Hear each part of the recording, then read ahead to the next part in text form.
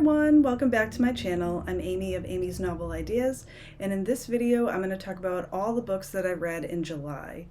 I read 14 books this month and I have a lot to say about them.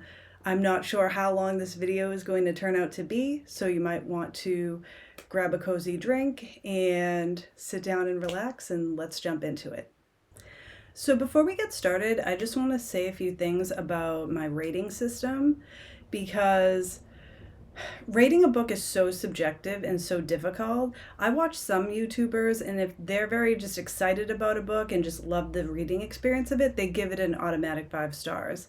I do not rate that way, so just be aware that just because I might give a book a 3-star rating doesn't mean it's not a 5-star rating for someone else. The way I rate is, if it's going to be a 4.5 or higher, that means that I love the book so much I would want to own it. I would want to have a physical copy of it. I would reread it many times in the future. It would be a book that I would think about again and again, that I felt really immersed in that world and extremely connected to those characters and the themes in that book. A 4-star rating means that I still really enjoyed that book. It was a great reading experience. I may choose to reread that book again. I may choose to own it. I might not. A 3-star rating, I could still really enjoy that reading experience. It could still be a really great book, but it would just be a book that I wouldn't necessarily want to own it. I wouldn't necessarily want to buy it again. I just enjoyed it for the experience that it was, but it wasn't that deep to me. And I probably wouldn't think about it that much in the future, but it was still a good read. Anything below that means that I really didn't enjoy the book. I felt that there were a lot of issues with it. So that's just like the Virgo in me coming out and really overanalyzing how I rate things. So just be aware that I tend to be much more critical and stingy with my 5-star ratings than other booktubers probably are. So with that, let's start with our first book. First book I read this month was Nosy Neighbors by Freya Sampson. This book, I would classify it as a cozy mystery, not a cozy murder mystery. But when I looked it up, it's considered contemporary fiction and then mystery secondary, because most cozy mystery series tend to be series, and this is a standalone book. That makes things a little bit different that way. I gave this book 4 stars. I thought it was incredibly well written. I enjoyed the characterization a lot. In this book, we're following 2 main characters, but there are a lot of secondary characters that are also very interesting. Our first main character is Dorothy Darling. She's 77 years old, and she has lived in this particular apartment building for probably 30 years at least. And then our other main character is Kat, and she's 25 years old, and she hasn't had much of a home in her life. She's pretty much moved from place to place. These 2 characters couldn't be more different. Don't really like each other to start at all. Although over time, because they have to come together to solve a mystery, and they're trying to save their apartment complex because the person who owns the building basically wants to evict everyone, demolish the building, and put in luxury apartments.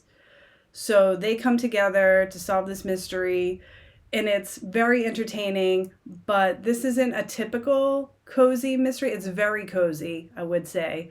But a lot of times cozies tend to be more lighthearted. This book is actually very emotional. There's some dark, tense moments in this book. It has a high emotional payoff to it when you uncover the mysteries behind some of the characters' backstories and why they are the way they are. And then there's the mystery of who attacked their neighbor is another big part of this book. So very well written. I felt the backstories were very impressive. The mystery elements throughout the book were great. It was definitely a page turner. The only reason I gave it a 4 instead of something higher is that when the final part of the mystery is revealed, I wasn't that impressed with it. I was kind of let down by that a little bit. That didn't really work for me. And I felt that although I enjoyed the humor in it, I did feel that because some of the material in it was a lot darker, it didn't feel as cozy in certain parts. So not to say When I say it was darker, I don't mean like a thriller. I just mean there's a lot of sad things that happen in this book. But I think that this book would definitely be a 5-star to other people. It probably got high ratings. I haven't checked. Very well written, a lot of drama in it. There's a lot of funny moments in there as well. The characters, I feel, are very well developed. I don't know if this is the first book that this author has published, but if it is, it was a very good starting point, so I would definitely recommend it. The second book I picked up this month was Such Sharp Teeth by Rachel Harrison. This was the first Rachel Harrison book I ever read, and as you'll see as this video progresses, I have been binge reading everything I can get my hands on by this author. She is probably my newest favorite author. And I mean, when I say favorite, I mean favorite of all time. And I have been reading since, I mean, a long time. I'm a voracious reader. So to say that this is a favorite author is really the highest praise I can give. I will read anything that Rachel Harrison puts out. And I'm actually going to a book signing event that she's going to be having in September, and I can't wait. I'm bringing all my books for her to sign. She's incredible. So in this book, we follow a main character, and she is attacked right away, very early on in the book, by a werewolf, and she becomes a werewolf. So the book deals with a couple of different things. It's dealing with how she's transitioning into this new life and what this means for her, that she's going to have to deal with being a werewolf every single month at the full moon. We're also dealing with her coming back to her hometown to help her sister, who is pregnant, and the father is no longer in the picture, so she's helping to support her sister through this pregnancy. There's also issues with her mother who comes to visit. They have a very contemptuous relationship. This book deals with so much. There probably are some trigger warnings for this book. I would classify this as cozy horror. It is dark in some places, but it's not as horrific as some other horror books that I've read. I think the biggest thing about this book is that it deals with a lot of metaphors. The metaphor of the werewolf is also dealing with metaphors around a woman's body and what she has control over versus what she doesn't have control over. There's also elements of women being believed in certain situations, and when they're able to speak their truth, how people receive that truth. This book deals with a lot of trauma, a lot of things related to abuse in a lot of ways. So definitely do your research on this, but I thought it was so well done. The main character I loved, and I love the whole plot. It kept me reading the whole time. The only thing that kept it from being a complete 5-star to me was the relationship, the love interest. I felt that he was not fleshed out enough for me. In some ways, he was a little bit bland, came across as a little too perfect, but also the issues in their relationship, I felt like could have been a little bit more easily solved and not so drawn out.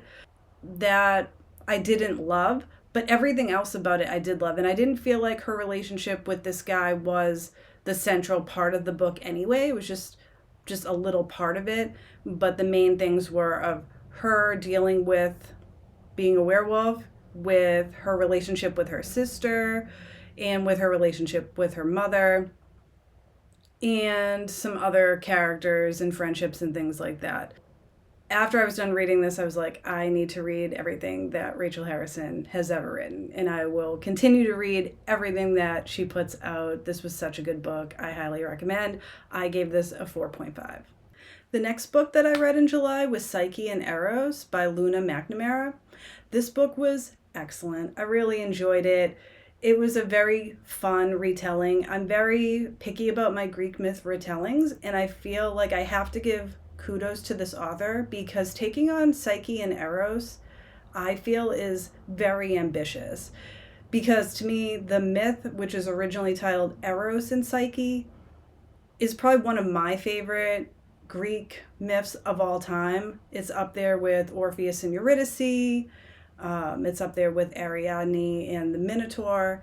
So Psyche and Eros, I like that she turned the title around so that Psyche is the first name on there. It's more of a feminist retelling.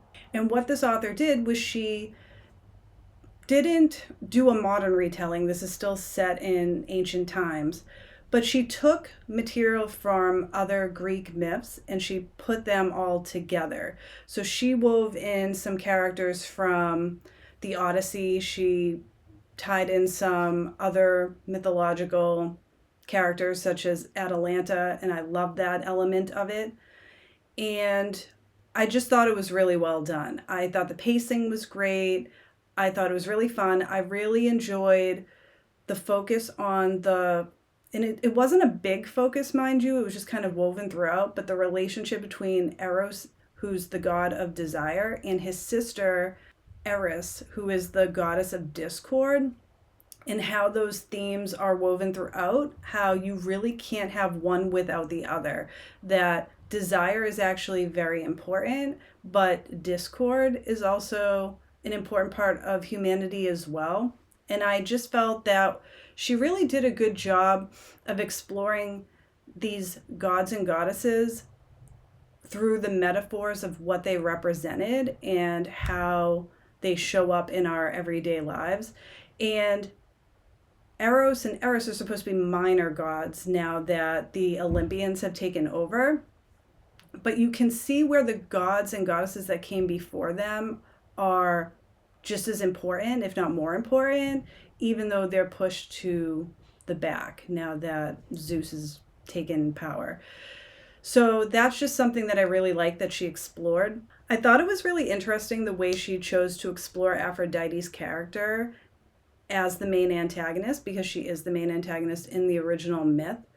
So the relationship that she had with Psyche and her reasons for going after her, and also the way it differentiated between the relationship she has with Eros in the original myth versus in this one was really cool as well.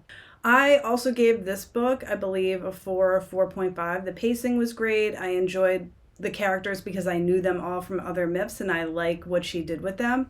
What I thought was a little bit weird, and maybe some people enjoyed this and maybe some people didn't. I don't really have an opinion on it. It was just a little bit jarring to me that sometimes the characters, especially Eros, who's one of the oldest gods in this book, sometimes uses very modern day language, including swears that we would use today. And I would just be like, but does that really fit? Because the writing style feels very classic. It doesn't feel extremely modern. So then when she would throw in some of these modern words, I would just be like, where is this coming from?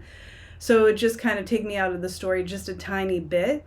I don't think it had an impact on the book one way or the other. I just thought it was an interesting artistic choice.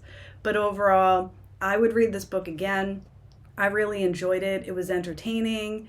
I like what it had to say about love and relationships and about desire and all those other topics. So I highly recommend it. Check it out if you like Greek myth retellings. The next book that I read this month was Let Sleeping Dogs Lie by Peggy Rothschild. This is the third and final book in the Molly Madison mystery series. I love the series so much. It has such a warm spot in my heart. So I'm not going to talk too much about this book because it is the final book in the series and it wraps up different storylines that were ongoing throughout. And this particular mystery involves a cold case. It was very fast paced. It was really fun. I liked the way she tied everything up at the end. So I would highly recommend this. But basically, this is a cozy murder mystery series where we have a main character, Molly Madison, who is leaving her job as a detective in New England and coming to live in California. And she has left that job completely. She's trying to figure out next steps. She gets into training dogs and it's very fun. That's all I can say. She starts off with one dog, and then more dogs keep showing up throughout the series. It's really fun. So if you love dogs, if you are a dog lover, this is the series for you. I enjoyed the main character a lot. I thought she was very smart. I really love the first one in the series because it explores a murder that takes place in her new neighborhood as she's getting to know her neighbors. I just thought it was so cozy and lighthearted, and I enjoyed seeing what happened to Molly over the course of the 3 books. My second Rachel Harrison book this month was The Return, and this was actually her first novel that she published. This book is much darker in tone than Such Sharp Teeth. This one has more horror elements in it and feels more like a traditional horror novel. So in this book, we're following a group of friends, and one of the friends, Julie, goes missing, and she goes missing for 2 years. No one knows what has happened to her. At one point, they have a memorial service for her, but her very best friend does not believe that she is actually dead. And in her gut, her heart, her intuition, she feels like Julie is going to come back. And Julie does end up coming back. So everyone is kind of like happy that she's returned, but also feeling like, well, what's the deal? Because Julie is not talking about it. Julie is claiming that she remembers absolutely nothing from the past 2 years. But the friends still all love Julie, and she seems okay to some extent. They decide that they're all going to get together, and they all live in different areas now. So they decide that they're going to meet at this boutique hotel in, I believe, it's either in New York or Vermont, I can't remember. But it's sort of out of, and all of the rooms are designed very differently. That was really a fun element, was just getting to explore this hotel.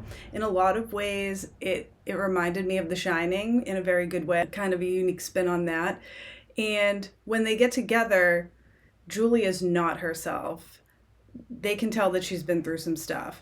And I really like that this book explores a lot about female friendship dynamics, especially when you meet your friends in college maybe, and then you go off into the world and you do your own thing. And it can be hard to maintain those friendships, or those friendships can change over time due to people getting married, or people getting different careers, or people experiencing certain tragedies, and how that sort of changes the dynamics. She did a really great job of really delving into that. I like that aspect a lot.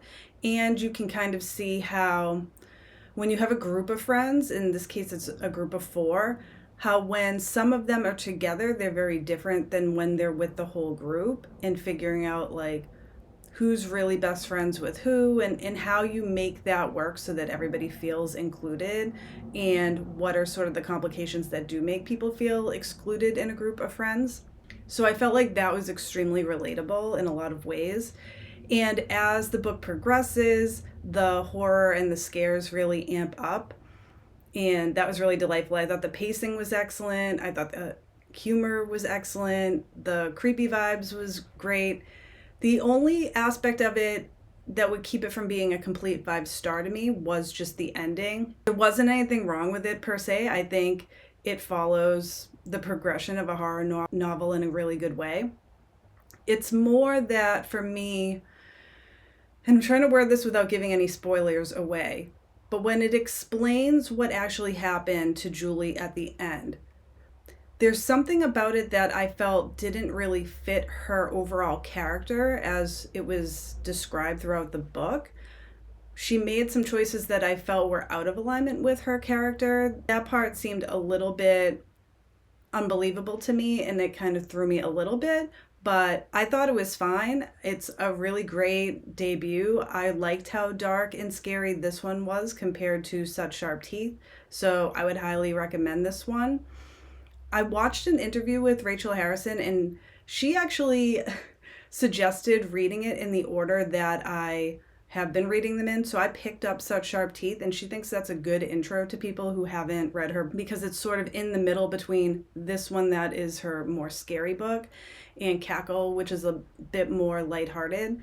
So I would recommend that order as well. But if you know that you like darker, scarier horror, then you could totally start with this one, and I think you'd really enjoy it. This month, I also read Malibu Rising by Taylor Jenkins Reid. And this book I read for a book club that I was invited to join. It was over Zoom. It was really fun to participate in an online book club. And Taylor Jenkins Reid, if you're familiar with her writing, she's a best-selling author. She wrote The Seven Husbands of Evelyn Hugo, which I loved, and she wrote Daisy Jones and the Six, which was another great read. And this book, Malibu Rising, is very similar to those books. In fact, they're all in that sphere. So it's not the main character of this book, but he shows up in some of the other books that I just mentioned as well, Mick Riva. But this follows his children, particularly his oldest daughter, Nina. And there's a lot of brothers and sisters in this book, and this book takes place over the course of one day. So the major event is this party that Nina always gives in the summertime. What else I liked about this book was that it's a dual timeline book. So it goes through into the past, his relationship with their mother, June, and what happened over the course of that relationship. Each of the children has their own issue going on that they're sort of working through, and a lot of the conflicts show up at this party. I enjoyed the book. I read it very quickly over the course of about 24 hours, I would say. I really enjoy her writing style. Her pacing is really perfect. She has that down to a T. I enjoyed the dual timelines.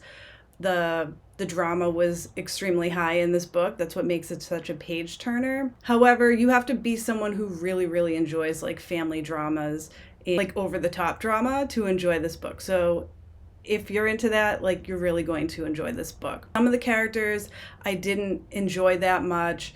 At the beginning of the book, there is a lot of mature content, we'll say, that I was not as prepared for. It was like, for a good chunk of the book, I would say the first fourth of it, third of it maybe, there was a lot of content in there that I was not expecting. So I was like, wait a minute, what kind of book are we talking about here?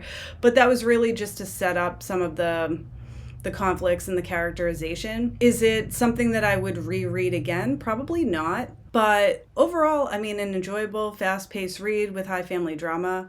I would give this probably a 3.5 stars. It's not a badly written book. It's just not one that I would pick up again. It's not one that I would think of time and time again. And I preferred her other books to this one, but it's not a badly written book at all. It's just not, compared to the other books I've read this month, it just wasn't one of my favorites. But it was great in order to read it for my book club and to talk about the plot points and to talk about pacing and dialogue. And yeah, she's a great writer and her writing style is excellent. She'll keep you turning those pages. It just wasn't my favorite of the month. It's not one that I would pick up again and think about again and again, but a good read. The next book I want to talk about is Home is Where the Bodies Are by Geneva Rose. This is my first Geneva Rose book, and it will not be my last. This book was excellent. I read this in under 24 hours. I could not put it down. That said, I figured out the twist very early on in this book, and I can't tell if it's just because I've read so many thrillers and so many mystery books that I know what to look for to kind of figure out a twist ahead of time, or if she actually wrote it in such a way that she wanted us all to figure out the twist ahead of time so that it would build that suspense. Because sometimes when I read a thriller or a mystery book and figure out the twist right away, I feel very disappointed in it, especially if it just feels very obvious. But there's nothing that she wrote throughout the book that made, I felt, at least in the first half of it, extremely obvious. It was more like a vibe, and my own imagination just kind of went there. So when I read the ending, I still found it very satisfying. It didn't ruin the ending for me that I had figured out the twist. It actually made it more enjoyable in some ways for me, and that's not usually the case with a thriller that I figure out too early. So in this book, we have three estranged siblings that have to come back together because their mother has recently died. So we have the oldest sister, and she is the one who's the responsible one, and she was there for their mother. She was the one that heard her last words, which were very mysterious in nature. And then there's the middle child, Nicole. She comes back and she struggles with drug addiction. And then we have the youngest brother, Michael. And he comes back, but he's been gone for 7 years. He feels in some ways superior to his sisters because he went out into the world and got a really good job and made something of himself, and he kind of looks down on his sisters because one struggles with addiction and the other one just never left town. She didn't really get a great job. She is divorced and she doesn't have the best relationship with her daughter.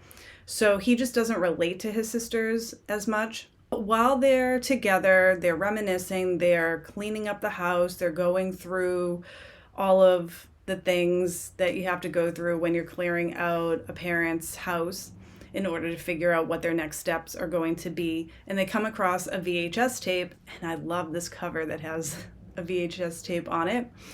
So on this tape, and this is not a spoiler because it's in the summary, they witness something that they weren't supposed to see. For some reason, it's caught on camera, their parents discussing a dead body that they have found, or it's very unclear. That part is very mysterious, and what they're going to do about it. And ultimately, they decide as a team that they're going to dispose of this body. And the rest of the book is about the consequences of that decision and trying to figure out the mystery of what really happened to that person. And are these siblings going to tell what was on this tape? Are they going to share that information with anyone, or are they just going to keep it to themselves? Such a page turner. It was really well done. I love the writing style. It's very fast paced. I got really invested, and I can't wait to read more of her books. So would I say it was a 5-star? I don't know. Definitely at least a 4.5. I really enjoyed it. It's a really great thriller. I might even read it again in the future if I felt like it, because I just really enjoyed the writing style so much. But then there's the part of me that's like, well, I figured out who did it so early, but at the same time, that didn't ruin my reading experience at all. I guess I feel like the reason why I would probably say this is a 4.5 instead of a 5 is that when you do get to the overall reveal at the end, and I understand what this book was trying to say and what it was trying to do, but I feel like some of the decisions that certain characters made, even though I can understand, I still feel like, it's not even about agreeing with them, but I feel like even when they realize, oh, this wasn't the right choice, instead of making a different, better choice, they dug in with that choice. And I felt like if they hadn't done that, it wouldn't have made the book go in the order that it needed to go to be thrilling in a way. So that part, I do kind of question that. It's not necessarily a problem. I still think that people are going to find this book highly entertaining. I did. I just tend to really like overanalyze and overthink certain things. So sometimes when a character does something that I feel like is a little out of character or is done just because it really needs to happen in order to progress the plot, I do kind of like ding points for that just a little bit. But this is a really great thriller. I really enjoyed it. She's a great writer, and I can't wait to read more from this author.